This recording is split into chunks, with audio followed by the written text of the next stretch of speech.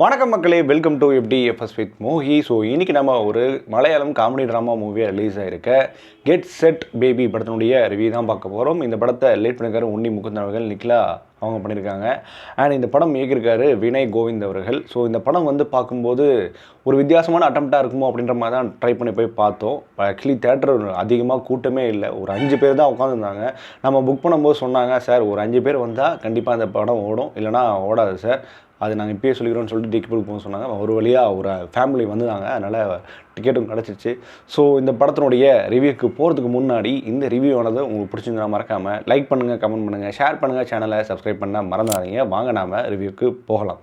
So get set baby படத்தினுடைய கை சுருக்கம் என்ன அப்படின்னு கேட்டிங்கன்னா, உன்னி முகுந்தன் ஒரு கைனகாலஜிஸ்ட். ஆக்சுவலி இந்த கைனகாலஜிஸ்ட் அப்படின்ற போது நிறையாவே வந்து பெண்கள்லாம் அந்த இதை எடுத்து படிப்பாங்க.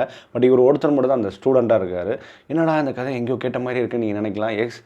லிட்டரலி வந்து டாக்டர் ஜி அப்படின்னு சொல்லிட்டு ஆயுஷ்மான் குரானா நடிச்சிருந்த படம். அதுலேயும் இதே மாதிரி தான் கைனகாலஜிஸ்ட்டில் வந்து பெண்கள் வந்து ஒரு 30-40 பேர் இருப்பாங்க அந்த ஸ்டூடெண்ட்டாக. இதில் இவர் ஒருத்தர் மட்டும்தான் ஜென்னு. ஸோ அதே மாதிரி தான் இவர் ஆரம்பிக்கிறாரு. பட் அந்த படத்துக்கு இன்னொருத்துக்கு பெருசாக சம்மந்தம் கிடையாது. ஸோ இவர் வந்து படிக்கிறாரு, படித்து நல்லா அவர் ஹாஸ்பிட்டலில் ஒர்க் பண்ணுறாரு. அவர் வந்து கடைசியில் பார்த்தீங்கன்னா ஒரு மாதிரி கைராசிக்காரராக அவர் தொடர எல்லா குழந்தைகளும் நல்லபடியாக நல்ல முறையில் பிறக்குது. ஸோ அதனால் அவரோட ரெப்புடேஷன் வந்து பார்த்துட்டு இன்னொரு ஹாஸ்பிட்டல் வந்து அணுகுறாங்க. ஒருத்தர் வந்து நான் பார்த்துக்கிறேன், நீங்கள் வாங்க அப்படின்னு சொல்லிட்டு அவருக்கு கார்லாம் கொடுத்து அவருடைய வந்து பெரிய மார்க்கெட்டிங் டீமாக்கி அவரே வந்து இந்த ஹாஸ்பிட்டலில் ஹேண்டில் பண்ணுற லெவலுக்கு கொடுத்துட்டாங்க. ஸோ அவர் வந்து நார்மலாக இருந்த ஆள் வந்து பெரிய பணக்காரனாக அதில் ஒரு லவ்வும் வந்து நிக்கிலாவோட லவ் வந்து அவங்களுக்கு மேரேஜும் போய்ட்டு மேரேஜ் ஆகிட்டு வந்து பார்த்திங்கன்னா இவருக்கு ஒரு ட்ரபிள் என்னன்னா, வாத்தியார் பிள்ளை மக்கு அப்படின்ற மாதிரி. இவருக்கு என்ன விஷயம்னா, இவருக்கு இப்போ குழந்தை பிறக்கிறதுக்கான பாசிபிலிட்டி கொஞ்சம் கம்மியாக இருந்தது. ஏன்னா இவங்க 2 பேருக்கும் சில ப்ராப்ளங்கள் இருக்குது, அதனால் பாசிபிலிட்டி ரொம்ப கம்மியாக இருக்குது. அது எப்படி எனக்கு குழந்தை பிறந்தே ஆகணும் அப்படின்ற அடம் பிடிக்கிறாரு. ஸோ அடம் முடிச்சு இவருக்கு குழந்தை பிறந்ததா இல்லையா அப்படின்ற நோக்கி தான் இந்த படம் கதை நகரப்படுது. ஓகே, இந்த படத்தினுடைய பாசிட்டிவ் நெகட்டிவ் பற்றி பேசுவோம். இந்த படம் வந்து பார்க்கும்போது ரொம்ப கூலாக, ரொம்ப காமாக, நிறைய அதாவது இந்த டியூன்ஸ்லாம் இருக்கும் இல்லையா, கலர் டியூன்லாம் ரொம்ப அழகாக கிரியேட் பண்ணி இந்த படத்தை வந்து நம்மளுக்கு நல்லா ப்ரெசென்ட் பண்ணியிருந்தாங்க. அதை நம்ம பாராட்டலாம்.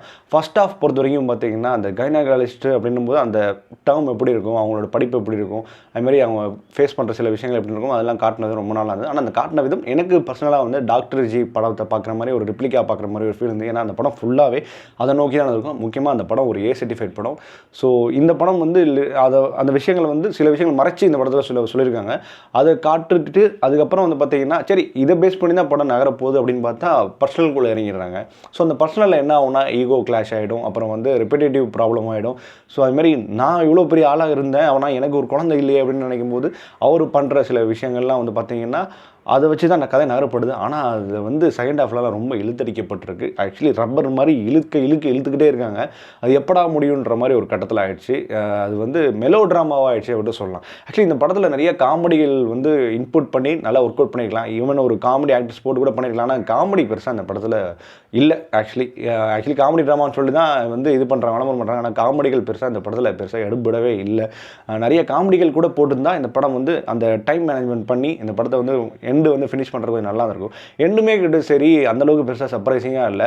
சர்ப்ரைசிங்கிறத தாண்டி ஒரு ஜஸ்டிஃபைடாக இல்லை ஒரு சாட்டிஸ்ஃபைடான ஒரு எண்டிங்காகவும் இல்லை.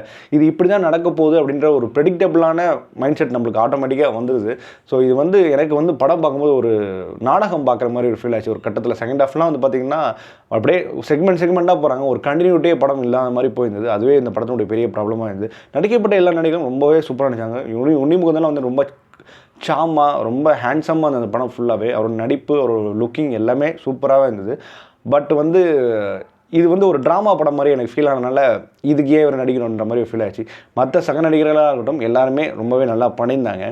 இப்பயும் சொல்கிறேன், இந்த படம் வந்து கைனகாலஜிஸ்ட் அப்படின்னும் போது இதை வச்சு இன்னும் நிறைய சோஷியல் ரெஸ்பான்சிபிலிட்டியான சில விஷயங்கள் நல்லா பேசியிருக்கலாம். அதெல்லாம் பேசியிருக்காங்க, நல்லாவே பேசியிருக்காங்க. ஆனால் பேசினது இன்னும் பத்தலை அப்படின்னு கூட சொல்லலாம்.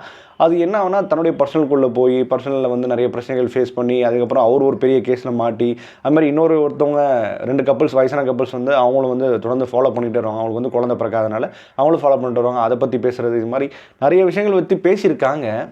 ஆனால் அந்த படம் ஒரு நிறையா ஃபீல் ஆகல. ஒரு வெளியே வரும்போது சரி முடிஞ்சால் போதும் அப்படின்ற மாதிரி ஃபீலாக தான் வந்தது.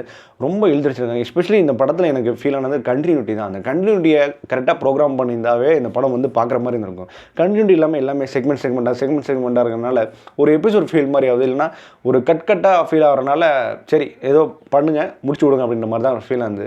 ரொம்ப ஆக்சுவலி எதிர்பார்த்து போய் கொஞ்சம் டிசப்பாயின்ட் பண்ண மாதிரி எனக்கு பர்சனலாக ஃபீல் ஆச்சு. ஸோ மொத்தத்தில் இந்த படத்தை பார்க்கலாமா வேணாமா, இல்லை கண்டிப்பாக பார்த்தே திரும்பமா அப்படிங்கிறத என்னை பொறுத்த வரைக்கும் ஒரு ஆவரேஜ் மூவி தான். ஸோ ரொம்ப இந்த கைனகாலஜிஸ்ட் அப்படின்ற விஷயம் வச்சுட்டு நிறைய விஷயங்கள் பண்ணியிருக்கலாம். அதை பண்ணது வந்து டாக்டர் ஜி, ஆயுஷ்மான் குரானா நடித்த படம். அந்த படத்தை கண்டிப்பாக எல்லோரும் பாருங்கள். அது நல்ல படம். அது ரொம்ப இப்போ நடக்கிற ஒரு ரியாலிட்டியை நல்லா பேசியிருப்பாங்க. ஸோ அதை மிஸ் பண்ணிடாதீங்க. ஸோ இந்த படம் வந்து எனக்கு பொறுத்தவரைக்கும் ஆவரேஜ். இந்த படத்துக்கு நம்ம கொடுக்குற ரேட்டிங் 5க்கு 2.5. ஓகே மக்களே, இந்த ரிவ்யூ பிடிச்ச நம்பரை இந்த ரிவ்யூ பிடிச்ச மறக்காமல் லைக் பண்ணுங்கள், கமெண்ட் பண்ணுங்கள், ஷேர் பண்ணுங்கள், சேனல் சப்ஸ்கிரைப் பண்ணி வந்துடுங்க. Until stay with me FDFS with மோகி.